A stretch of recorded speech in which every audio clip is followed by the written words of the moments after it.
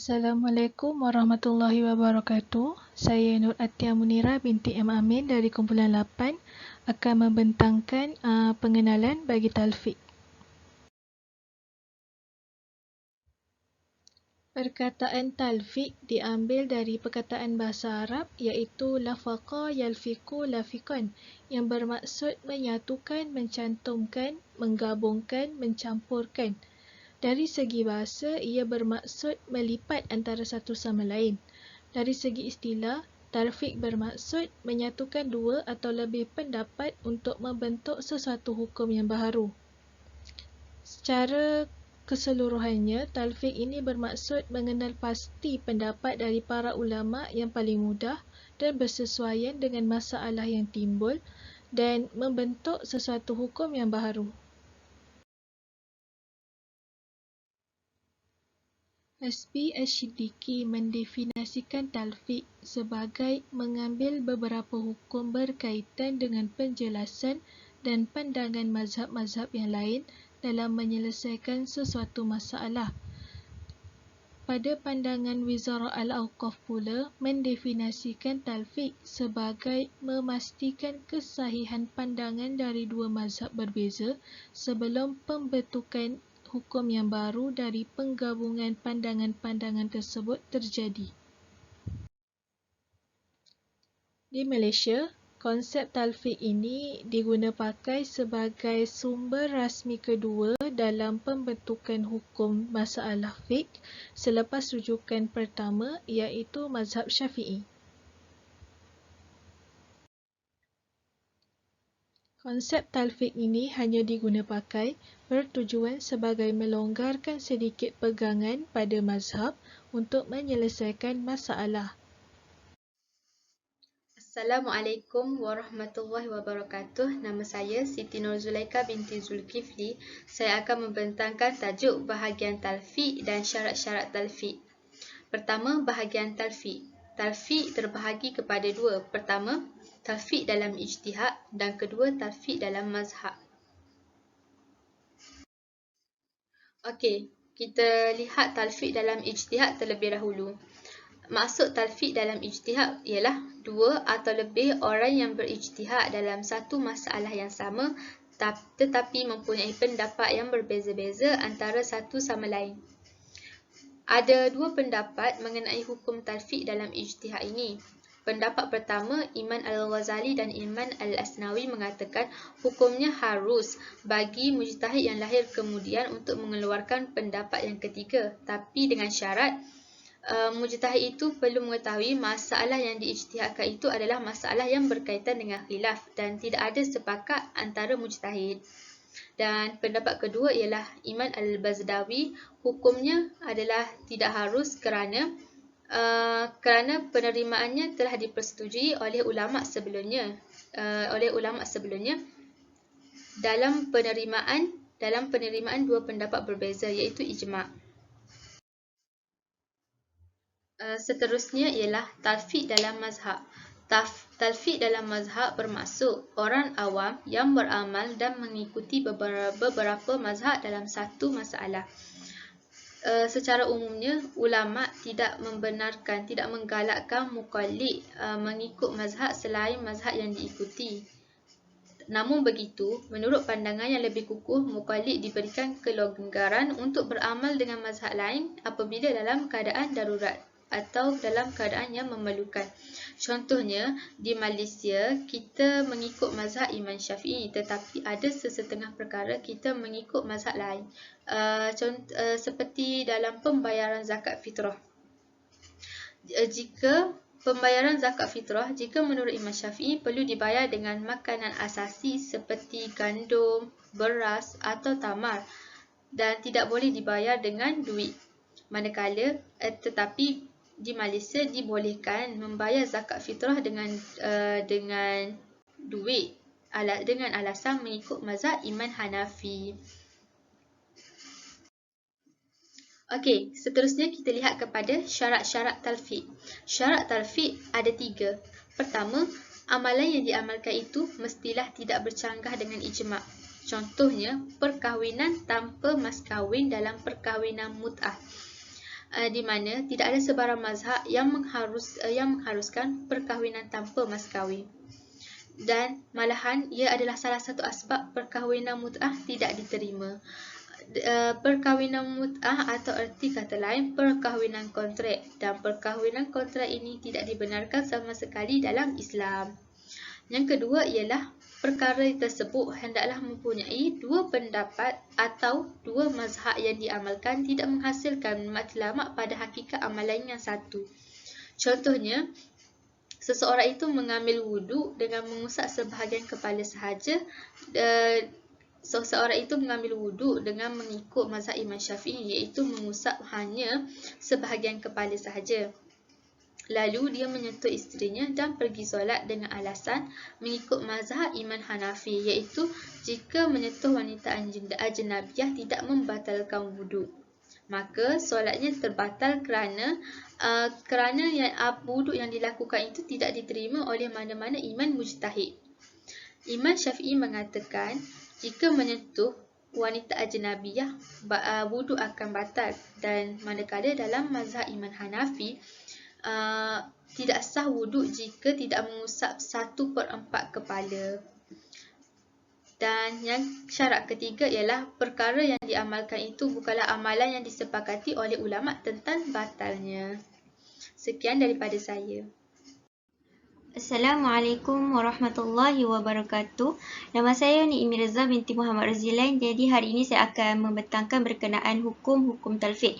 Hukum talfiq terbahagi kepada dua. Yang pertama, hukum talfiq ini dibolehkan dengan alasan yang tertentu, dan begitu juga hukum talfiq yang diharamkan dengan alasan tertentu. Okey, bagi hukum talfiq yang pertama, iaitu talfiq ini dibolehkan dengan alasan. Yang pertama antaranya disebabkan kita ni wajib untuk berpandu kepada Al-Quran dan As-Sunnah. Jadi mereka mengatakan jika ada kebenaran daripada dua sumber ini yang ditunjukkan dari luar mazhab yang kita pegang, misalnya kita pegang mazhab Syafi'i luar daripada mazhab yang kita pegang, maka kita wajib mengambilnya walaupun kita terpaksa untuk mencampur adukkan pelbagai pandangan ini. Yang kedua, dengan alasan mereka mengatakan bahawa zaman sekarang ni kita tak dapat lagi untuk bezakan seseorang tu dah ikut mazhab, sesuatu mazhab tu secara murni ataupun dia telah mencampurkan dengan mazhab yang lain, kecuali lah orang tersebut telah mempelajari bidang tersebut secara khusus. Jadi dekat sini mereka mengatakan jika ada larangan bertalfiq itu maka semua manusia yang melakukan talfiq itu akan dihukum berdosa. Kemudian hujah yang ketiga. Okey, hujah yang ketiga, tidak ada dalil ataupun bukti yang menunjukkan larangan untuk bertalfiq itu. Jadi pandangan yang membolehkan talfiq ini mengatakan sewajarnya talfiq itu dibolehkan sebagaimana bertaklid dan juga bermazhab itu dibolehkan. Yang keempat, mereka berkata dengan alasan ada hadis yang menerangkan bahawa apabila Rasulullah SAW ini dihadapkan dengan dua pilihan, jadi Nabi memilih untuk melaksanakan perkara yang lebih mudah dan juga lebih ringan. Keadaan ini sebagaimana daripada Aisyah radhiyallahu anhu, yang bermaksud Nabi tidak pernah diberi dua pilihan kecuali beliau memilih yang paling mudah selama hal tersebut tidak berupa dosa. Jadi kalau hal tersebut merupakan dosa, maka Nabi SAW adalah orang yang paling menjauhi perkara tersebut. Jadi dapat saya tegaskan di sini, lebih mudah dan ringan itu bermaksud tidak kita macam tidak sewenang-wenangnya untuk bertalfiq. Tapi ada sebab-sebab yang tertentu untuk kita bertalfiq, misalnya dengan sebab uzur, maka kita boleh meringankan perkara tersebut. Okey, untuk yang kedua pula, talfiq itu diharamkan dengan alasan.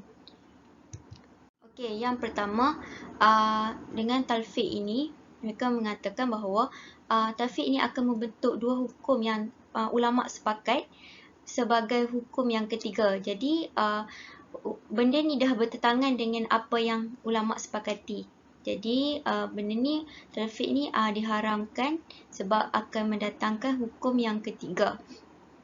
Yang kedua akan melahirkan satu hukum yang baru hasil daripada pandangan yang dilaksanakan oleh seseorang bukan mujtahid. Jadi hasil hukum yang baru ni dianggap mereka ini telah mencipta mazhab yang baru khas untuk dirinya dengan tujuan untuk meremeh-remehkan sesuatu urusan agama dan lain-lain lagi.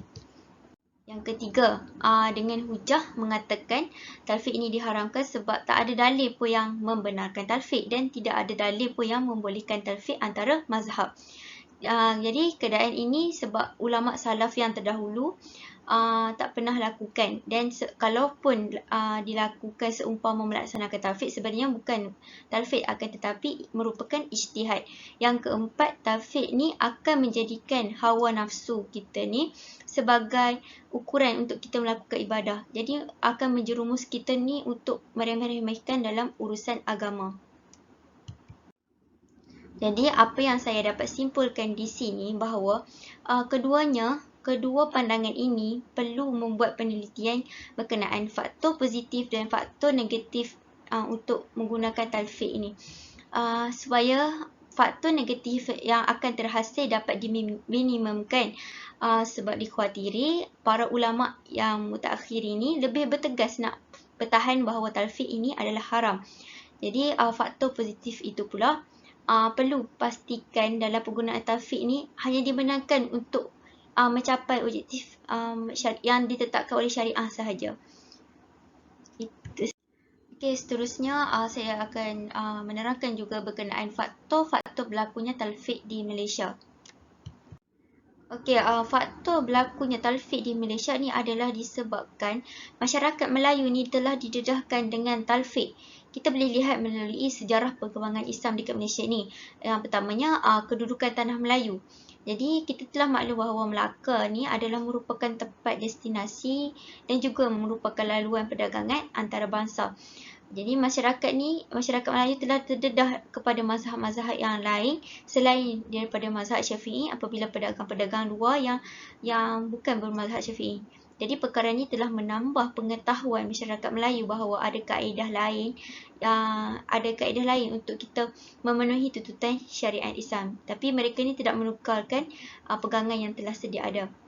Okey, yang kedua, masyarakat luar telah mula bermustautin dan menetapkan tanah Melayu ni. Jadi masyarakat luar ni akan mengamalkan mazhab yang mereka pegang tu. Dan mazhab yang mereka pegang ni semestinya berbeza dengan mazhab masyarakat Melayu, iaitu mazhab Syafi'i. Contohnya masyarakat Muslim yang datang pada negara China, India dan Arab ni, mereka mungkin berpegang pada mazhab yang lain selain pada mazhab Syafi'i. Okey, faktor yang seterusnya adalah kerana masyarakat Melayu Islam ini telah dicatat mempunyai hubungan yang baik dengan kerajaan Islam Osmaniyah dari sudut politik. Walaupun mereka ni berbeza mazhab, kerana kebanyakan daripada kerajaan Islam Osmaniyah ini bermazhab Hanafi, manakala masyarakat Melayu bermazhab Syafi'i. Kat sini kita dapat lihat bahawa adanya toleransi antara mazhab ini, supaya mereka ni tujuannya adalah untuk menjamin keutuhan hubungan diplomasi antara dua pihak dengan masyarakat Islam yang lain. Kemudian apabila Malaysia ni telah mencapai kemerdekaan, telah termaktub dalam perlembagaan bahawa masyarakat Islam dekat Malaysia ni sebenarnya tidak tertakluk kepada mazhab Syafi'i sahaja, bahkan mazhab-mazhab lain juga boleh diamalkan. Jadi apa yang boleh saya dapat simpulkan di sini bahawa kita dapat lihat bagaimana corak berkembangnya Islam di Malaysia ini yang memungkinkan talfiq itu berlaku dalam kalangan masyarakat Melayu Islam. Sebabnya berlakunya pertembungan, kita dah lihat pertembungan masyarakat Melayu dengan masyarakat luar yang mempunyai pelbagai mazhab. Jadi itu sahaja daripada saya. Sekian, terima kasih. Assalamualaikum, nama saya Kristina Batrisha. Seterusnya saya akan mengulas tentang isu-isu talfiq. Isu yang pertama, saya akan membincangkan tentang kadar bilangan jemaah solat Jumaat. Di mana solat Jumaat ini telah menjadi suatu kewajipan seperti mana yang telah dinyatakan dalam surah Al-Jumu'ah ayat yang ke-9, Allah telah berfirman, wahai orang-orang yang beriman, apabila diserukan azan untuk mengerjakan sembahyang pada hari Jumaat, maka segeralah kamu ke masjid untuk mengingati Allah dengan mengerjakan sembahyang Jumaat dan tinggalkanlah berjual beli pada saat itu. Yang demikian adalah baik bagi kamu jika kamu mengetahui hakikat yang sebenarnya. Di mana dari surah ini telah ditentukan suatu kewajipan bagi golongan yang tertentu, iaitu kaum lelaki. Dan juga kewajipan bagi golongan tersebut telah dinyatakan dalam suatu hadis riwayat Abu Daud, di mana solat Jumaat merupakan suatu hak kewajipan ke atas setiap orang Muslim untuk mendirikan secara jemaah, kecuali hamba yang dimiliki oleh tuannya, perempuan, kanak-kanak dan juga orang yang sakit. So, dari sini telah ditentukan golongan lelaki yang perlu menunaikan kewajipan solat Jumaat ini pada setiap hari Jumaat. Seterusnya, kita lihat pada penentuan hukum yang ditentukan dalam mazhab Syafi'i dan juga Hambali, di mana telah dinyatakan bahawa kadar bilangan minimum yang diperlukan bagi bilangan jemaah solat Jumaat dalam mazhab ini ialah 40 orang, di mana bilangan 40 orang ini telah ditentukan bilangannya melalui solat Jumaat yang pertama dilaksanakan di Madinah. So, dari sini mereka mengambil pensyariatan daripada situasi solat Jumaat yang pertama yang dilaksanakan di Madinah ini. Dan seterusnya kita lihat pada mazhab Maliki pula, di mana kadar minimum yang diperlukan hanyalah 12 orang lelaki. Dan kadar minimum ini telah ditetapkan berdasarkan kepada asbabun nuzul surah Al-Jumu'ah, iaitu di mana asbabun nuzul ini telah dinyatakan melalui Jabir radhiyallahu anhu yang meriwayatkan tentang kisah di mana Nabi Muhammad SAW sedang memberikan khutbah pada hari Jumaat, kemudian datangnya rombongan pedagang sehingga menyebabkan orang-orang yang mendengar khutbah pada ketika itu pergi ke arah rombongan pedagang, dan juga kebanyakan daripada mereka pergi ke rombongan tersebut sehinggalah meninggalkan hanya 12 orang sahaja yang masih kekal mendengar khutbah pada ketika itu.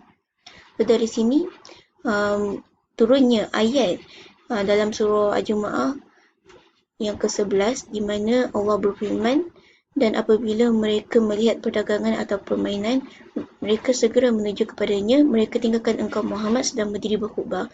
Katakanlah, apa yang di sisi Allah lebih baik daripada permainan dan juga perdagangan, dan Allah pemberi rezeki yang terbaik. Dari sini mereka mengambil hujah daripada sebabun nuzul dan juga surah Al-Jumu'ah ini, yang ke-11 ini, sebagai pensyariatan bagi hukum yang ditentukan dalam mazhab Maliki. Terusnya kita lihat pula kepada mazhab Hanafi, di mana berdasarkan pada pendapat Abu Hanifah dan juga Muhammad Al-Syaibaini, mereka menetapkan hanyalah memerlukan 4 orang sahaja yang juga termasuk kepada imam. Manakala bagi Abu Yusuf pula, di mana kadar minimum pula hanyalah 3 orang yang juga termasuk imam. Dan juga kedua-dua pensyariatan yang ditetapkan ini, mereka mengambil hujah daripada suatu dalil kerana ia adalah merupakan bilangan yang melebihi had minima bagi kata jamak plural. So, dari sini mereka menganggap kata jamak yang dimasukkan di sini adalah 3 hingga ke 4 orang sahaja. So, dari sini mereka mengambil pensyariatan berdasarkan kepada dalil ini. Dan juga kita lihat kepada pensyariatan hukum, di mana seseorang boleh mendirikan solat Jumaat dengan kadar minimum 4 orang jemaah, di mana ia boleh diaplikasikan oleh pengikut mazhab Syafi'i mengikut keadaan situasi seseorang, di mana jika berlakunya kekurangan dalam mendapatkan 40 orang bilangan jemaah tersebut seperti mana yang ditetapkan dalam mazhab Syafi'i, maka mereka boleh mendirikan solat Jumaat dengan bilangan kadar 4 orang jemaah paling kurang. Dan juga seperti mana contoh yang pernah berlaku bagi situasi ini, di mana penuntut-penuntut Malaysia yang berada di luar negara, mereka tidak mempunyai bilangan mencukupi bagi solat Jumaat. Seperti mana yang kita ketahui, Malaysia ini majoritinya mengikut mazhab Syafi'i. So, mereka tidak mempunyai bilangan yang cukup, iaitu 40 orang, maka mereka boleh mendirikan solat dengan mengambil kadar minimum 4 orang jemaah. Seperti mana yang telah ditetapkan dalam persyariatan mazhab Hanafi dan juga Maliki. Dan terusnya kita lihat kepada isu yang kedua, iaitu hukum bersentuhan berlainan jantina ketika bertawaf. Seperti mana yang kita ketahui, tawaf ini adalah ibadah rukun yang wajib ditunaikan ketika menunaikan haji dan juga umrah. Di mana salah satu syarat untuk menunaikan tawaf mestilah suci dari hadis dan juga najis. Dan juga persyariatan yang bagi bersuci daripada hadas dan najis ini telah ditetapkan berdasarkan suatu hadis Aisyah radhiyallahu anha yang mengadukan masalahnya kepada Rasulullah SAW mengenai keadaannya yang sedang haid ketika melakukan tawaf. Di mana Rasulullah SAW lalu bersabda, lakukanlah apa yang dilakukan oleh mereka yang melakukan haji, kecuali janganlah kamu bertawaf sehingga kamu bersih daripada haid. Kita tahu haid di sini bermaksud hadas. Dari sini kita mestilah suci daripada hadas dan kita perlu tunggu sampai haid itu sudah tiada, maka barulah kita boleh melakukan ibadah. So, selain daripada suci daripada haid dan juga najis tersebut, wuduk juga merupakan aspek yang penting sebelum melakukan sesuatu ibadah. Di mana jika seseorang melakukan perkara yang boleh membatalkan wuduk, maka setiap ibadahnya dianggap tidak sah. So, dari sini, jika seseorang tidak mengambil wuduk, seperti seseorang bersolat tetapi dia tidak mengambil wuduk, maka solatnya itu tidak sah. Dan juga kita fokuskan dekat sini tentang berdasarkan persyariatan yang ditetapkan dalam mazhab Syafi'i, di mana wuduk yang terbatal dikategorikan kepada tiga, iaitu secara sengaja, secara tidak sengaja dan juga terlupa. Seterusnya kita lihat pada suatu situasi di mana ia berlaku ketika seseorang menunaikan tawaf, di mana seseorang ini dia tidak sengaja menyentuh orang yang berlainan jantina. So, dari sini adanya pendekatan yang diambil sebagai penyelesaian kepada situasi ini, di mana mereka boleh mengambil pendapat masyhur yang merupakan pendapat asal sesuatu pensyariatan kepada yang marjuh, iaitu berlakunya sedikit pelonggaran dalam pensyariatan tersebut. Dan dari sini berlakunya perubahan dari segi hukum sah tawaf mengikut situasi seseorang. Ia disebabkan mereka mengambil pendapat yang marjuh, iaitu pengambilan hukum mazhab Hambali dan juga Maliki.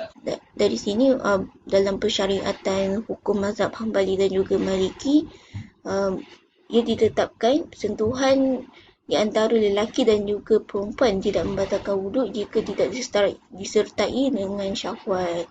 Dan situasi ini dia boleh diaplikasikan apabila seseorang mengalami situasi tawaf tersebut tanpa mempunyai syahwat dalam masyaqqah, iaitu yang dimaksudkan kesukaran dan kepayahan, dan juga haraj seperti kesesakan di tempat tawaf dan lain-lain.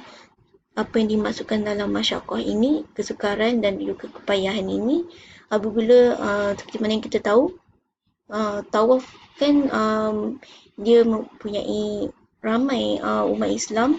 So dari situ berlakunya kesukaran untuk mengambil wuduk semula. So dari sini mereka boleh mengambil pendekatan yang telah ditetapkan oleh Majlis Fatwa Kebangsaan. Mereka boleh mengambil hukum mazhab Hambali dan juga Maliki. Dan sekian itu saja daripada saya. Terima kasih. Kesimpulannya, penerapan konsep talfiq ini adalah perlu dengan syarat dan keadaan yang memerlukan kepadanya. Ini adalah sebagai cara untuk memudahkan dan tidak membebankan umat Islam dalam kehidupan seharian mereka apabila masalah berkaitan fiqh ini timbul dan jalan penyelesaian tidak dijumpai dalam mazhab utama pegangan mereka. Sekian, terima kasih. Tepukan.